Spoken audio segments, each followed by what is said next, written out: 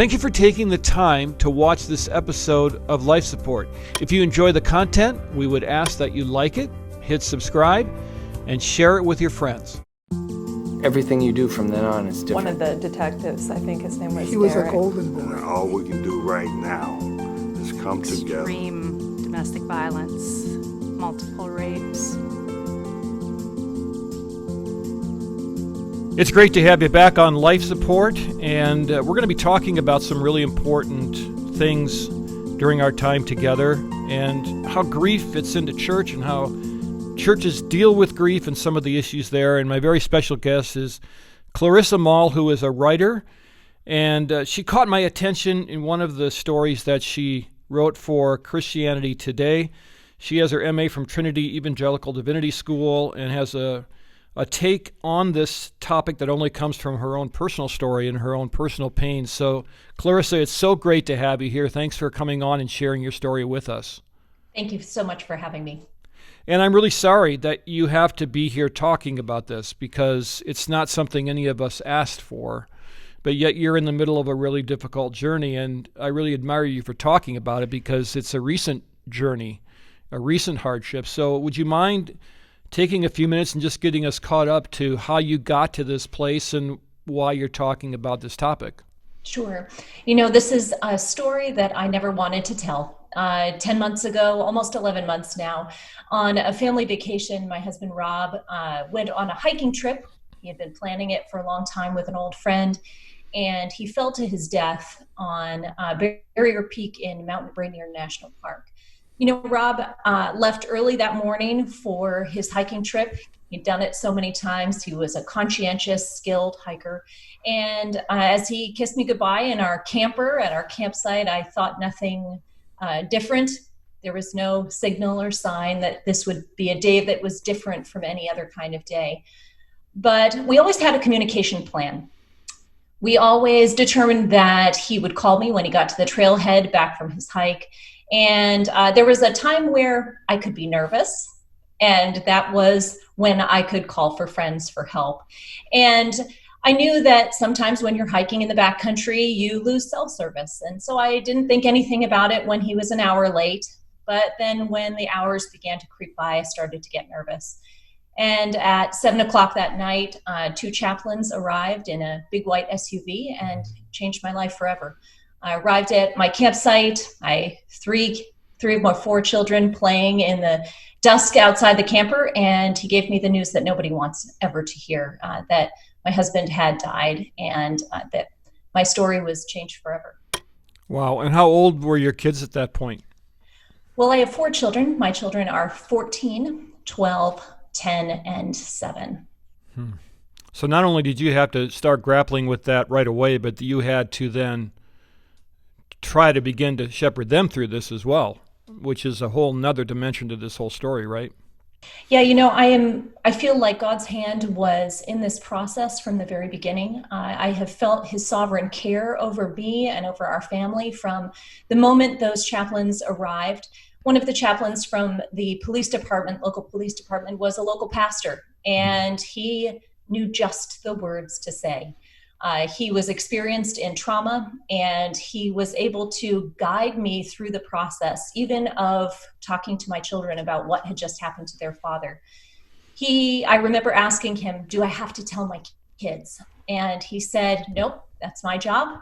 You just walk beside me, and you're here to take care of them. And by giving me a role right away in that moment where shock had sort of erased my brain, he really began to guide me through a process that I believe has been instrumental that we've made, the moving forward that we've made since Rob's death.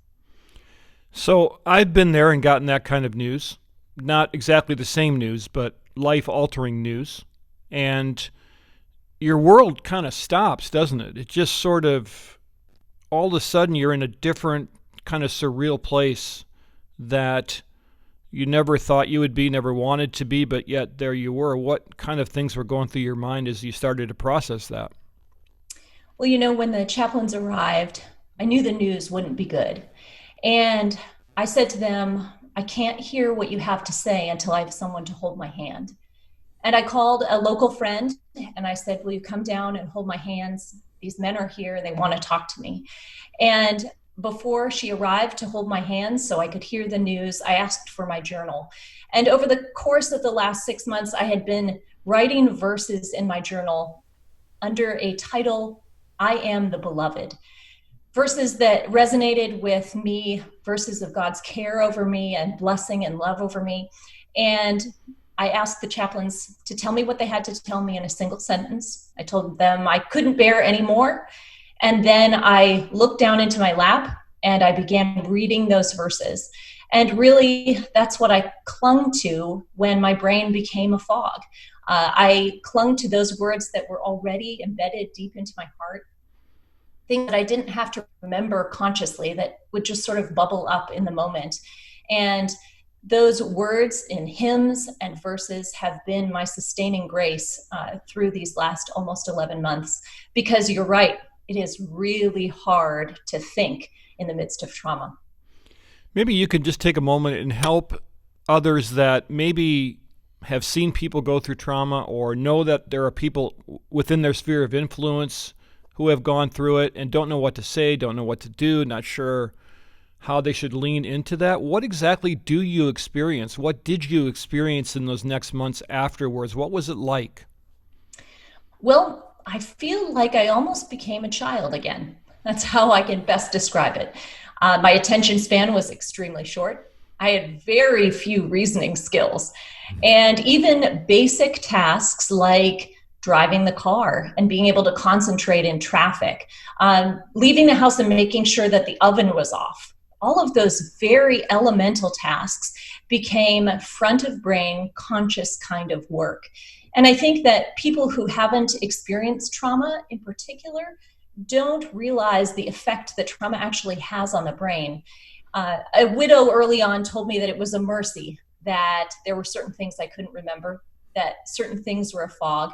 She said, I believe that the Lord allows our brains to slowly integrate that loss, because if we couldn't, it would overwhelm us.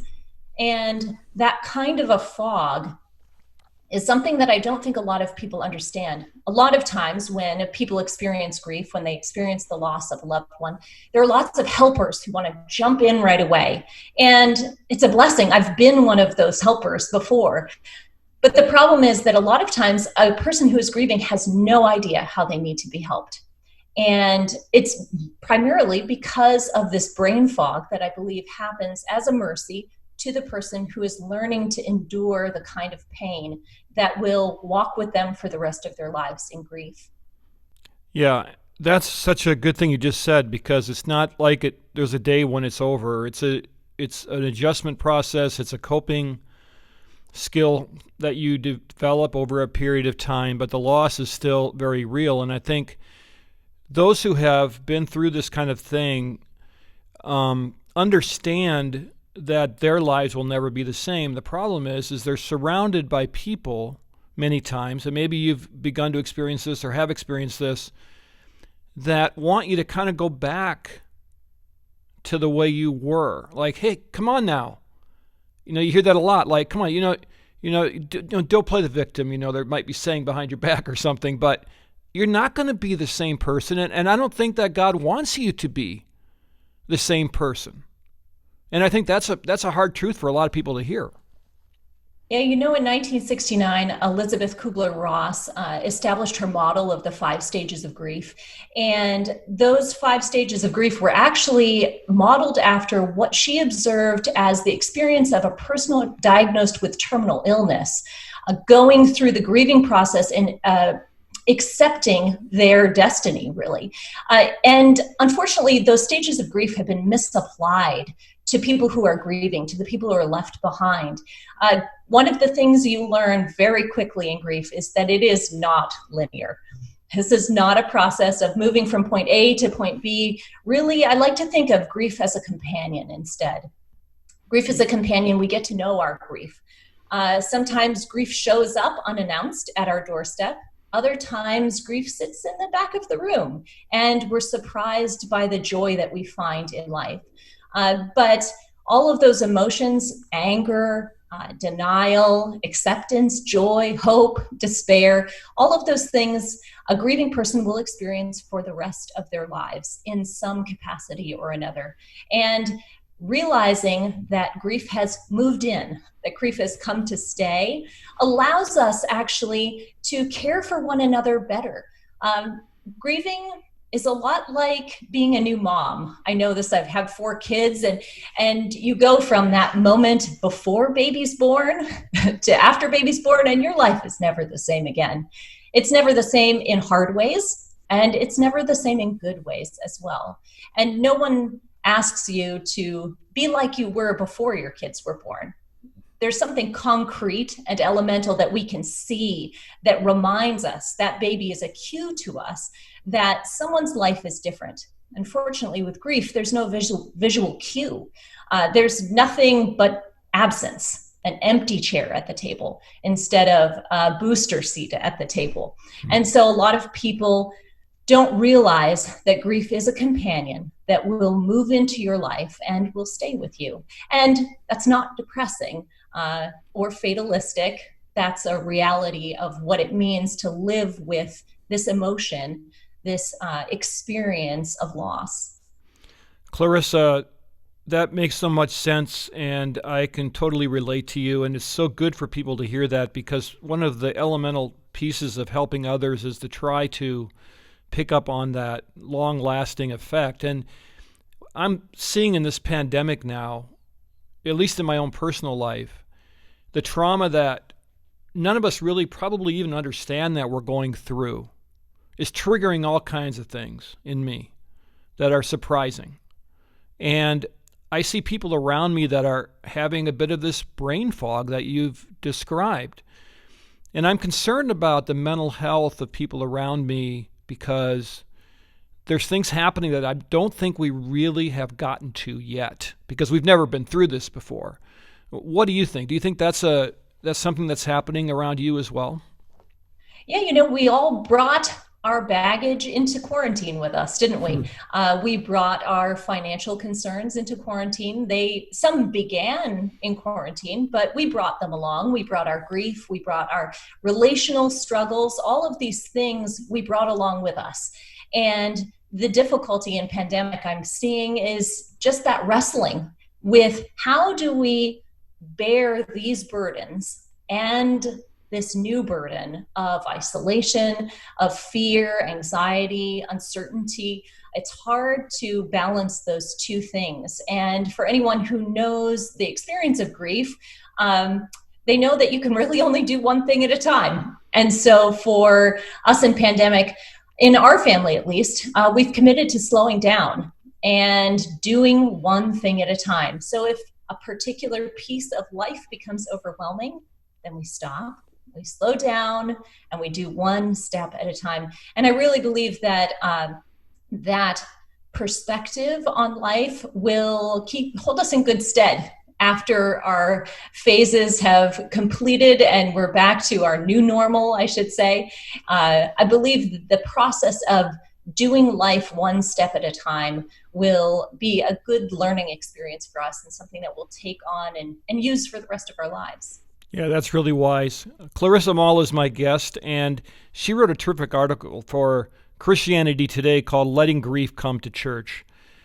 And Clarissa, this caught my eye immediately, and as I began to read, I just kept saying, oh, yes, yes, yes.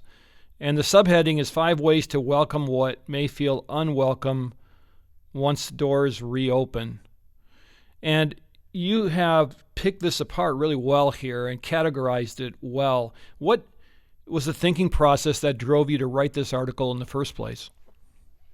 Well, my dear husband, Rob, published a book, came out 10 years ago today, or this month, sorry, and it's called The Art of Dying. And Rob was a journalist. He worked in a funeral home. He was a hospice volunteer, and he saw that there was a deep need in the church to learn to care for people who are dying.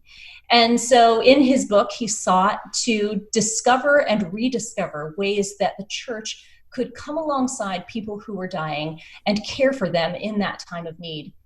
And reflecting on his work, especially at this decade mark, I began to think to myself, how do we take care of the people who are left behind? What does that look like? Because author Miriam Neff has said that 50% of widows don't return to the church they attended with their husband after he's died. The estimates are that 70% of widows lose their entire social network after the death of their husband. And I know for myself, relationships have deeply changed since Rob's death. Deeply changed, even in places that were so intimate and loving as family and as the church. And as I thought about pandemic and the grief that we will all be bringing back to church, I thought, what ways can we care for one another? In the same ways that Rob thought, what ways can we care for the dying?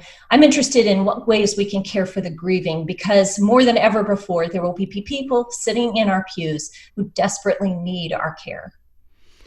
That's something that, as a leader myself, it's a little frightening because I don't know what it's going to be like and what kind of needs our flock will have and what our staff resources are going to look like to try to meet those needs. And you have mentioned in this article, from your standpoint as one who's going to come back to church, that you're anxious about that. So I think everybody's anxious because we've never done this before, right? It's a new thing. Well, if the church is a family, then I think for pastors and church leaders, I hope that that is a weight of anxiety that can be lifted off their shoulders. Grief ministry is whole church ministry. It is not the job of only ministry leaders, because ministry leaders can't sit beside the widow in a church service. That has to be people coming around her who say, hey, I don't want you to sit alone.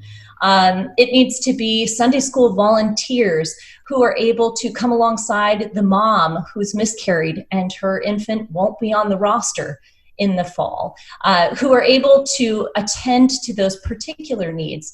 So if the church is a family, then grief is family work. And we can do this together because anyone can make a meal, anyone can send a card, anyone can remember someone else with tenderness. It's really about mobilizing those skills that are already in our communities and allowing people to use their gifts to care for others.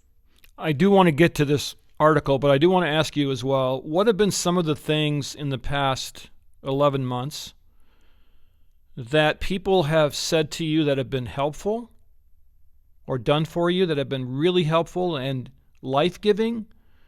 And what are some of the things that have been difficult to deal with or made you angry or frustrated?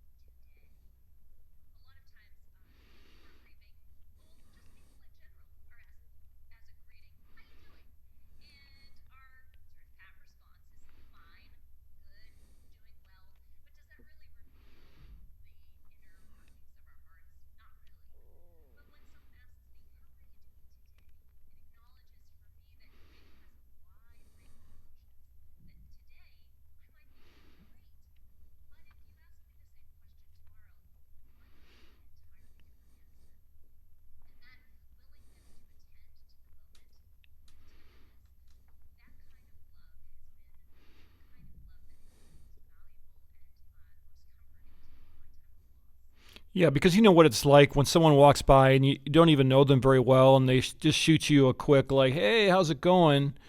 At least for me, and I'm not claiming to be deeply spiritual, but the things that are going on in my mind are like, well, number one, who are you to ask me? I don't have the energy to even try to figure out how to answer that question, and I just pull away. And I used to tell people that, guys aren't good at talking necessarily anyway. People would walk by me in church or something and just touch my elbow and keep walking or something like that. that kind of message that, hey, don't worry, I'm here if you need me. That didn't force me to work hard to get into their, sphere of reference. Because I can exactly understand what you're saying. And sometimes we put the pressure on the grieving person to teach others how to grieve and to try to express themselves in ways that are just exhausting. And, that's such a helpful thing to point out to people, what you just said. Yeah, Rob says in his book, he has a chapter on mourning, and he said that it's a really hard position for a grieving person to be in as an educator for others. And so really, in the Peace in Christianity Today, that's why I wanted to include the practical advice of considering death as a church family. Because if we're prepared for death, if we stop running away from it, if we talk about it in Sunday school classes, if we lament it in worship, if we become comfortable with this uncomfortable guest, then we do know what to say in the moment. We do know how to care for others, and we're not left having the grieving person be the educator. Instead, we allow the grieving person simply to grieve, and we come around that person with care and love.